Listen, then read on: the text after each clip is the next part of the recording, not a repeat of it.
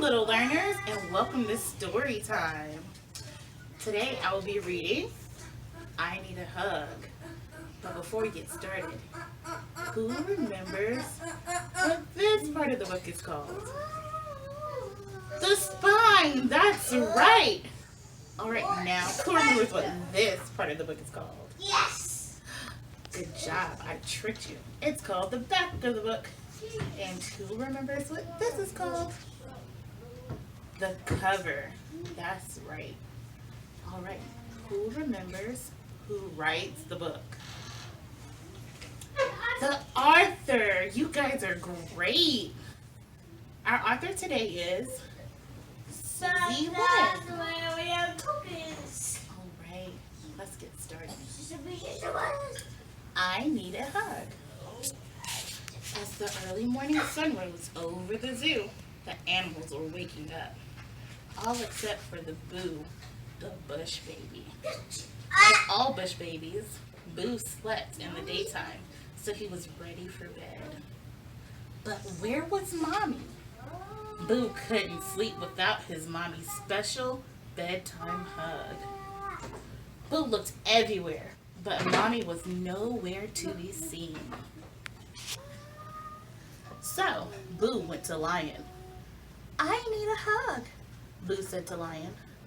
Very gently, Lion lifted Boo in on his paw and hugged him close. Thank you, Lion, spluttered Boo with a mouthful of Lion's mane. But your hug is too hairy. So, Boo went to see Giraffe. I need a hug, Boo called up to Giraffe. Giraffe stopped what she was doing, wrapped her long neck around Boo, and hugged and looked at him all at once. Thank you, Giraffe, gulped Boo, looking down at the ground below.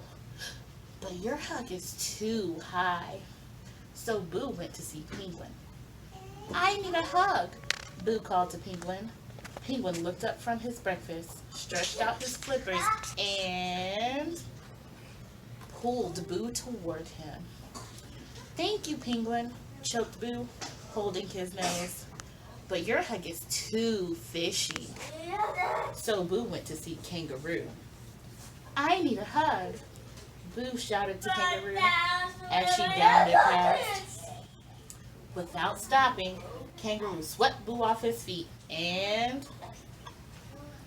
hugged him as she hopped on her way. Thank you, Kangaroo, Boo managed to say, in between each huge jump. But your hug is much too bouncy. Boo was tired, and he needed a bedtime hug more than ever. Perhaps Parrot could help.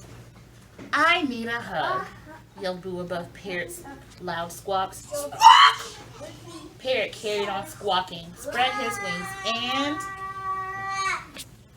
hugged Boo to his feathery chest. Thank you, Parrot, yelled Boo, but your hug is too noisy. Squawk! What about Polar Bear, wondered Boo. I need a hug, said Boo, looking up into Polar Bear's friendly face. Ever so carefully, Polar Bear opened her arms and gathered Boo up into her soft white fur. Thank you, Polar Bear, yawned Boo, squinting. But your hug is too bright.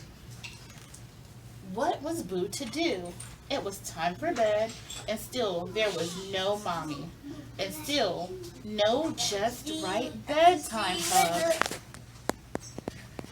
Too wrinkly. See you later. Too bumpy. See you later.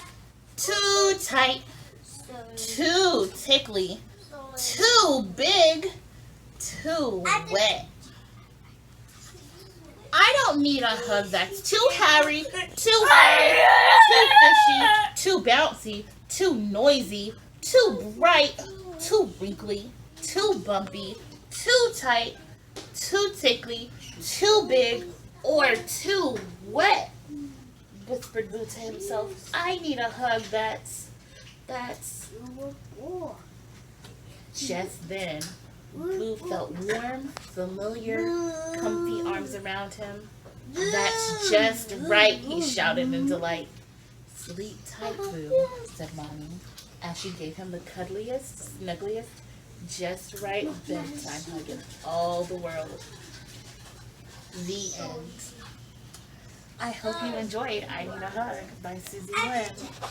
See you soon, little learners. Goodbye.